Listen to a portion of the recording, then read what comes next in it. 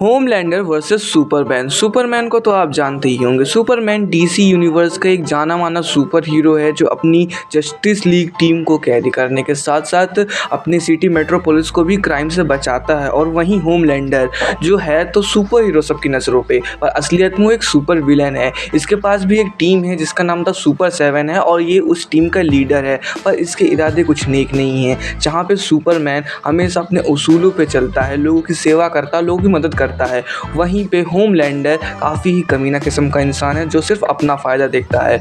उसको सिर्फ पैसे कमाने हैं और लोगों की नज़रों में अच्छा बनना है, बाकी वो अच्छा नहीं है असलियत में। सुपरमैन एक एलियन स्पीसीज से बिलोंग करता है जो कि अपने ग्रह के तबाह होने के बाद अर्थ में आ गया था। वहीं पे होमलैंडर को अर्थ में ही बनाया गया था कंपाउंड वी के द्वारा।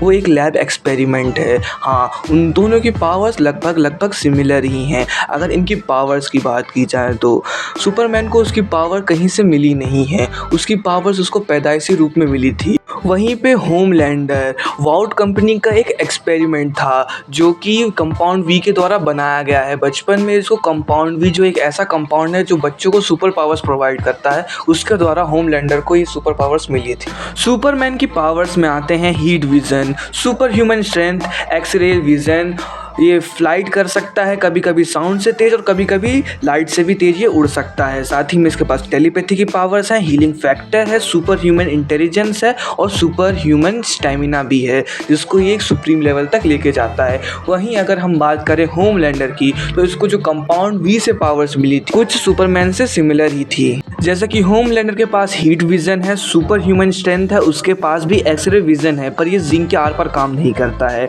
ये उड़ सकता है पर ये साउंड से और लाइट से तेज नहीं उड़ सकता है। इसके पास टेलीपैथी की पावर्स नहीं है, हीलिंग फैक्टर है इसके पास और इसके पास सुपर ह्यूमन स्टेमिना भी है। और अगर तुमने सीरीज देखी होगी द बॉयज तो इसके अंदर हमें इसकी अच्छी खासी इंटेलिजेंस का भी एग्जाम्पल दिया गया है। सुपरमैन के माता पिता हैं जोरेल और लॉरा जो कि क्रिप्टोनियन थे, पर जब उनका ग्रह तबाह हुआ तो उसके माता पिता भी साथ ही में तबाह हो गए, यानी उनकी डेथ हो गई। लेकिन अर्थ में उसका ख्याल रखा मार्था और जोनाथन ने।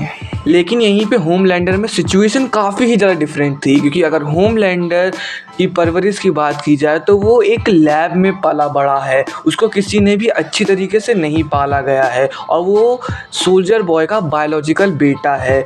होमलैंडर ने अपने बचपन से ही बहुत ज़्यादा ट्रॉमा को फेस किया है, इसी की वजह से वो एक सुपर विलन है। उसके पास पावर्स तो बहुत सारी हैं पर उसके कुछ भी आइडल्स नहीं हैं, वो किसी भी रूल्स को फॉलो नहीं करता है, वो अपने आप को देवता समझता है। वहीं पे सुपरमैन की परवरिश अच्छे से हुई है, एक इंसानों ने उन्हें पाला है, सुपरमैन को पाला है, जिसकी वजह से वो एक अच्छा इंसान बना। नहीं तो हो सकता था कि वो भी एक एविल बने। सुपरमैन के कुछ आइडल्स हैं, कुछ रूल्स हैं जिसको वो हमेशा पालन करता है।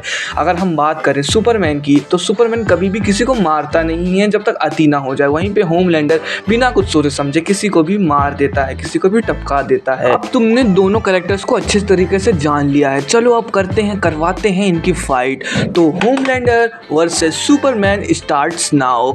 सुपरमैन और होमलैंडर खड़े हैं आमने सामने, एक दूसरे को लाल भरी चमकीली आंखों से देखते हुए।